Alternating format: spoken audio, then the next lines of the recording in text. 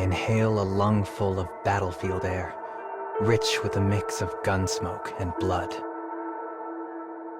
Our operation was a smashing success, but while my fellow soldiers are content going back to base and celebrating our victory, I'm heading out on a new mission. Because the only time I feel alive now is when I fight.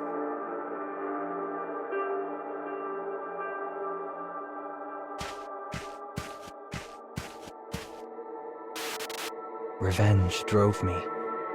It's all that ever drove me. But then I ended up killing my own father. And on top of that, it turns out the people I called my family were actually my enemies. What a goddamn joke, right? Anybody else laughing here?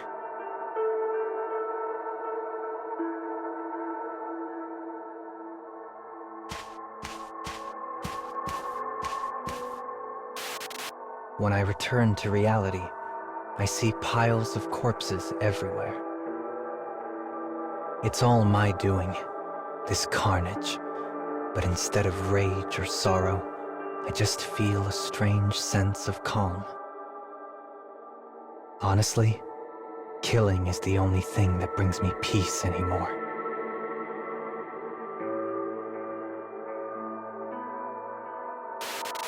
Suddenly, an explosion shakes the ground. A close one. The sky turns red as flames arc up toward the heavens. As I stare at this crimson sky, my heart begins to race. I set out in search of someone to fight, hoping to calm my jangled nerves.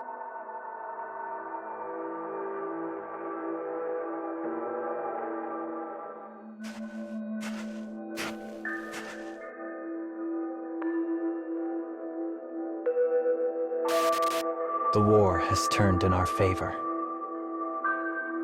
The enemies we don't kill, we send running into the night. But it still isn't enough. I find myself picking my way across a viscera-strewn battlefield, just in case we missed a straggler.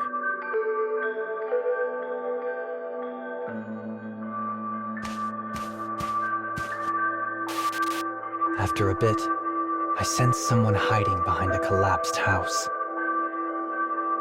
Battle fever floods my senses. I raise my sword and leap out of hiding, prepared to strike down my terrible foe. But there, crouching on the ground, is a little girl.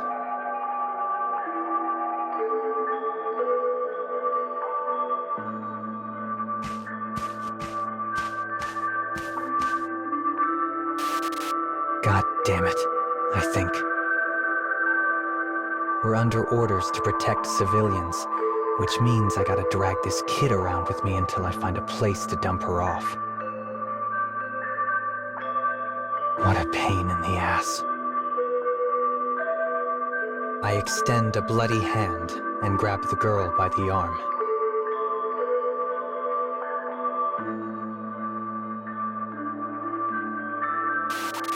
She screams. I don't care. I give her a good yank and start walking. She responds by pinwheeling her other arm and toppling face down into the mud. That's when I realize the kid is blind.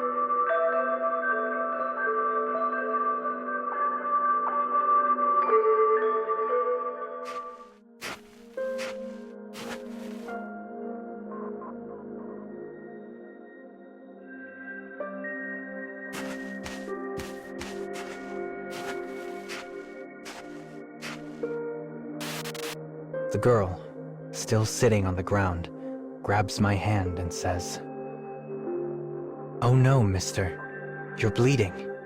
Are you okay?" The question hits me wrong, and I smack her hand away.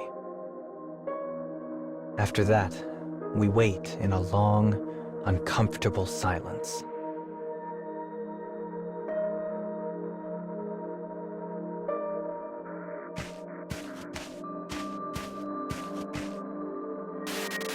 It's not my blood, I say finally. As much to break the silence as anything else. I wipe my hand on my pants to clear off as much gore as I can, then help the kid up.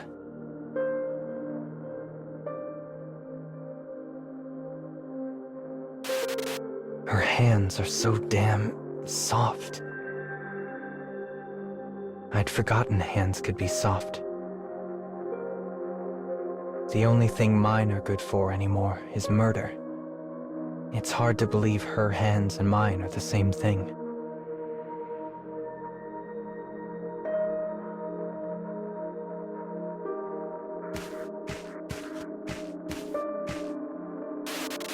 With no other choice, I throw her across my back and start working my way back to base.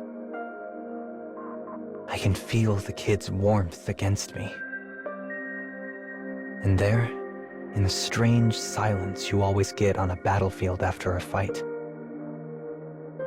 the only thing I can hear is the beating of my own heart.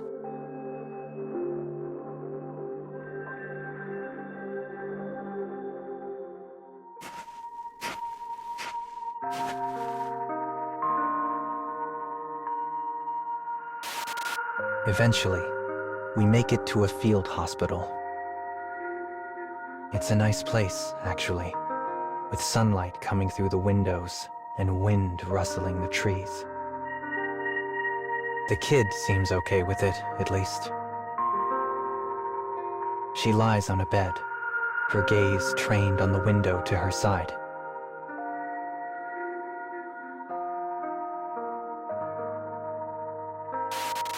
"Hey, kid," I ask her.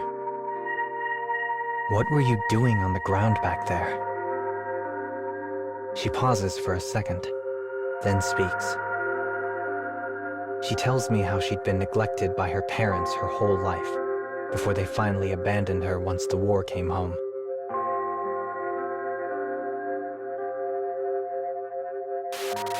When her story is done, she turns her head in my direction and asks, "What color is the sky right now, mister?" I take a look out the window. "Blue," I say. "A nice, deep blue."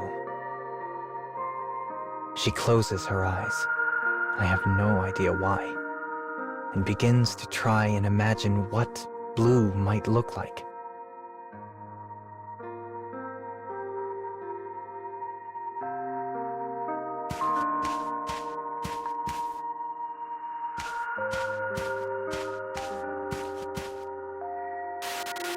I don't know why I feel uneasy here, but I do.